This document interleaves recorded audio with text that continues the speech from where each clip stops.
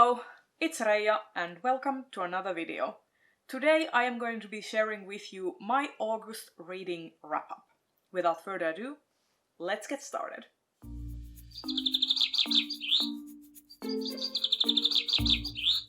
I think I had a pretty decent reading month in August. First I'm going to talk about the manga that I read, and then I'm going to go into the novels and other things. So starting with Run and the Grey World by Aki Irie, I read volumes 2, 3 and 4 during August, and I have to say that I have a bit of a mixed reaction to this series. The art style is fantastic. It is this very interesting fresh mix between sort of highly stylized 80s shoujo nostalgia and modern hyper feminine art style, and I love it. I love this art style in this manga. Every character is very easily distinguishable from the others. This has so many different female characters, and they all look very interesting and dynamic. This has very many different types of magic users, and their designs reflect their attitudes and their affluency in magic, and it's just such a fun art style to look at. And unfortunately, the characterization is a bit lacking. Like, I love the art, I love the world. This is a world in which magic is all about transformations and all about sort of imbuing things with magic and then changing those things with the magic. So it's all about kind of meaning, and like the magic system is all about meaning, and like basically if you change the meaning of a thing you can change the object, if that makes sense. Like, it is super intriguing and it's very visual. Like, you have these huge transformations, you have these sort of like, there seems to be this idea where all of the sorceresses that are women can transform objects and manipulate objects, whereas all of the male sorcerers transform themselves into something else, usually an animal of some kind. And it's super interesting. And it's a bit of a mix between the super modern Japanese society, like contemporary society, where all the sort of like non-magic users live, but then the magical world is a bit more sort of archaic and more historical in a sense, and more traditional. Traditional is the word I was looking for. So it has all these interesting concepts, and on a conceptual artistic level this is beautiful. And then there are the characters, specifically one character, which is Otaro, the child grooming playboy millionaire CEO, who is kind of an antagonist but also sort of like an anti-hero in some cases. And every time he is on the page, I just could feel the fun escaping from my soul. Like, every time I was reading about the other characters or Ran, the main character herself, I was like having so much fun, and then this guy would come on the page and I would be like, oh shit, I can't, oh my god, I feel so disgusted. Like, I kind of felt like I was being complicit in illegal child grooming activities just by having to read about his exploits. And I get what the author is trying to do. She is trying to because the whole idea of this series is that Ron, the main character, wants to be an adult, and she's like a 10-year-old. And she wants to be an adult so bad so that she could join her mother and become a powerful sorceress. And she has these magical sneakers that enable her to transform into basically her teenage self. And as her teenage self, she meets this man. And this man doesn't know she is a 10-year-old, but she does know that even in her teenage form, she is a minor. And that is a plot point at some point, and I'm just like, I'm so uncomfortable with this thing, and there's this whole idea that all of the other adult characters are saying that, yeah, this guy is trouble, he is awful, and basically, like, I don't, oh, yeah, it's just like, it's this ongoing trend. This is not the only series that I've read that does this. So it's a kind of ongoing trend in manga that there are adult characters who are super creepy, and like, it is not addressed enough by the series. It is not made clear that this is not a good thing. So that's like why I'm giving these volumes the ratings that I am, because like that, my even though the concepts are great, the art is great, for the most part I'm enjoying the story, but this specific element is dampening my enjoyment by a lot. So I ended up giving these volumes 3 stars, and the fourth one 3.5 stars respectively. So yeah, I'm liking it, but I'm like hesitantly liking it, okay? Yeah. So yeah, those were the 3 manga volumes that I read this month. Then I want to talk about a book that I DNF'd, and that is Forest of Souls by Lori and Lee. Basically, this is an Asian-inspired fantasy world, and it kind of reminds me of sort of Avatar: The Last Airbender, but also like with more like darker magic and more like mysticism, and not as tied to elements as in Avatar: The Last Airbender. And it started out very interesting.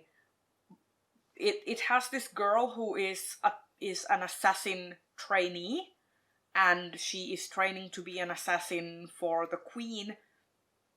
And her mentor is this super powerful, skilled, famous, well, not famous, but you know, like infamous assassin.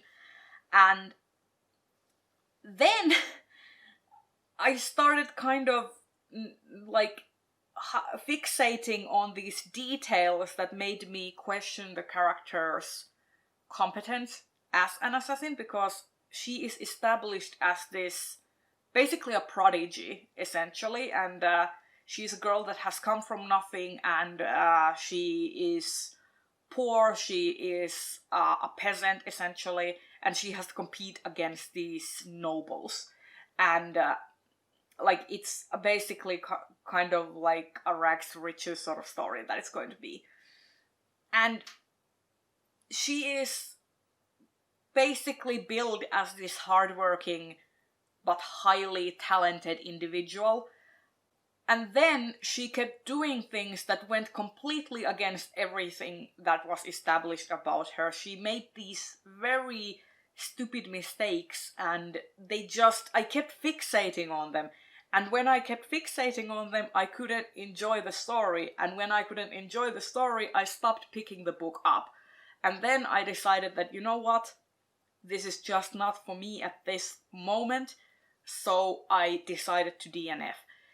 I think that at some stage when I've had enough distance from the book, I might go back to it.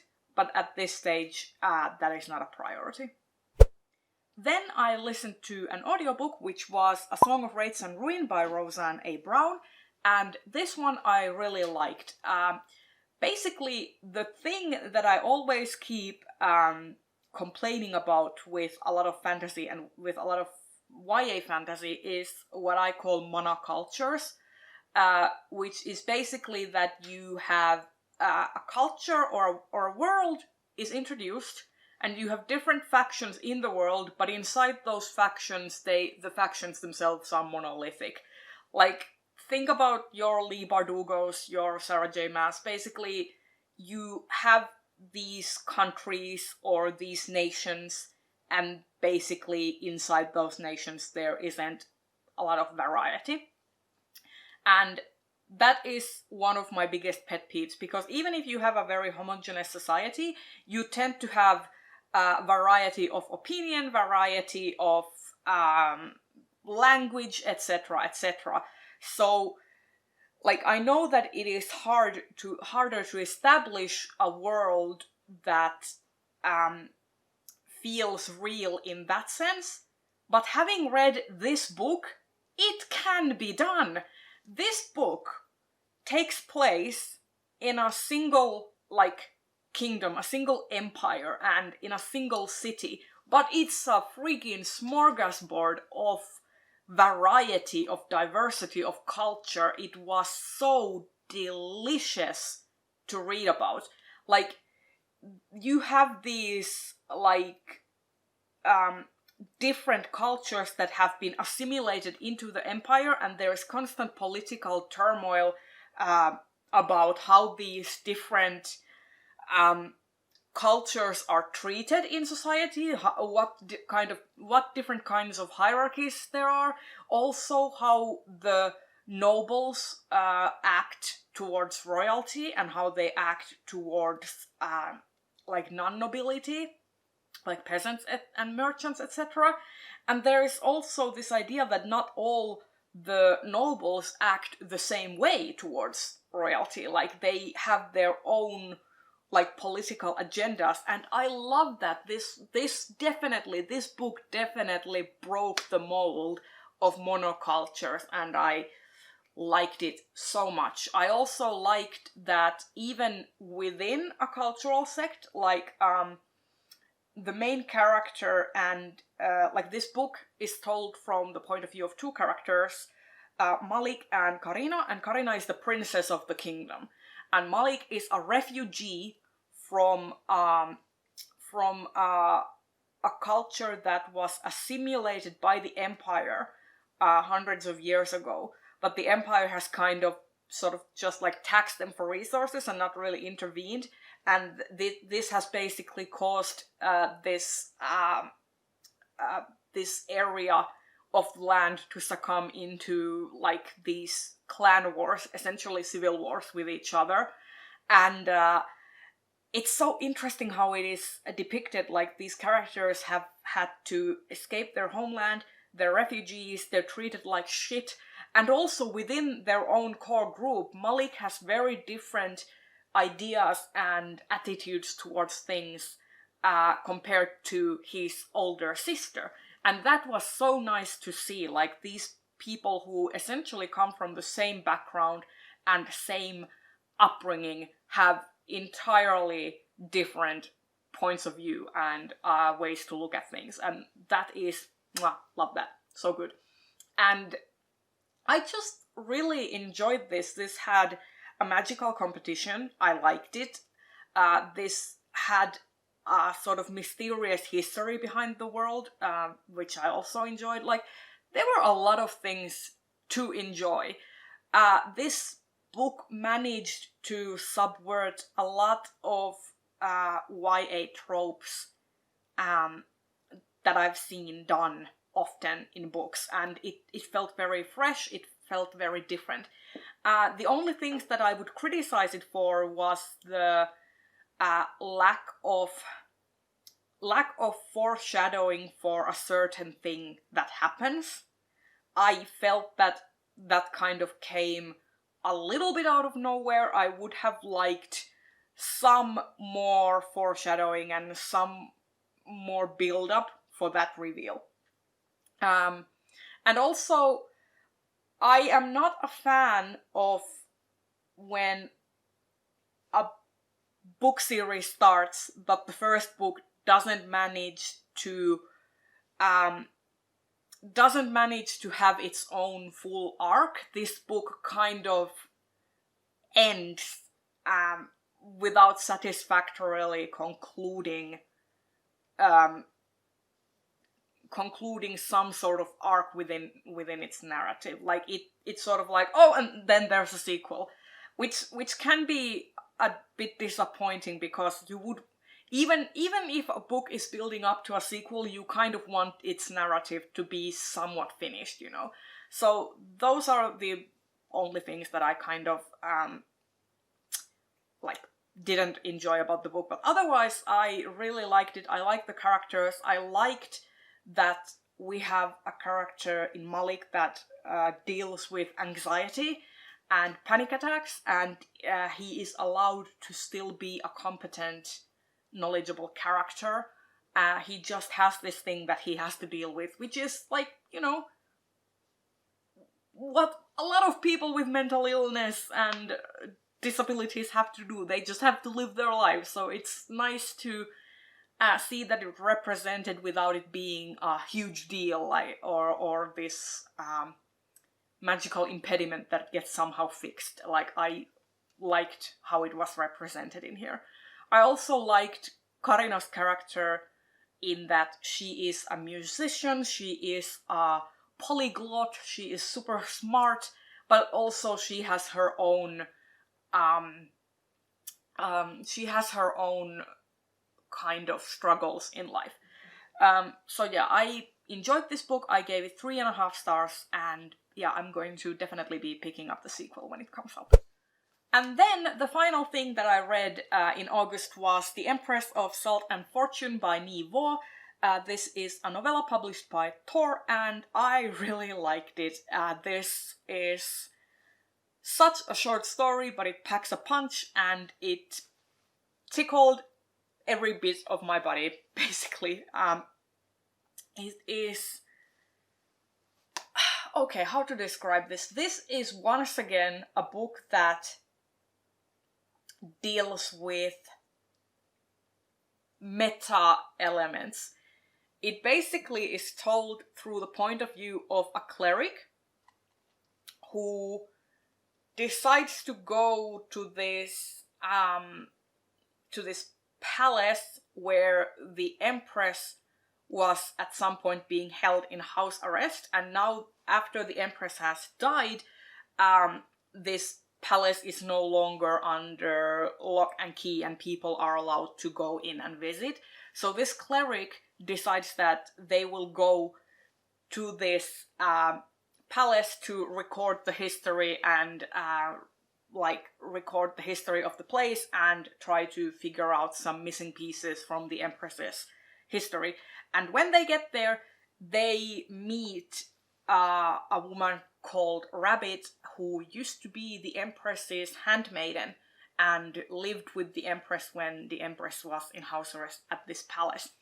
So it is basically a story within a story, and it navigates history and it navigates our perceptions of people and how revealing secrets can alter our vision and our understanding of a person. And it is beautiful, and each chapter begins with a description of an object, because the cleric is recording and making notes about these objects that belong to the Empress, and then Rabbit tells a story about how that object relates to the Empress. And I loved this so much. It was so good. And this is such a good example of what you can do with such a short story. It tells you an entire epic scope. Like, I don't know how to explain it. Like, this was just so good. The only thing I feel like was missing for me is that some characters weren't as fully fleshed out as the others. But at the same time, you can't expect a novella of this length to give you everything. But yeah, I thoroughly enjoyed this. I gave it 4 out of 5 stars, and yeah, this is one of my favorite novellas now. It was so great. Just the sheer emotional impact and the atmosphere in this was everything. And there you have it. Those were all of the books that I read in the month of August. Tell me in the comments if you have read any of these books, and leave me a rabbit emoji down in the comments so I know that you were here. And I will see you in the next video very soon. Bye bye!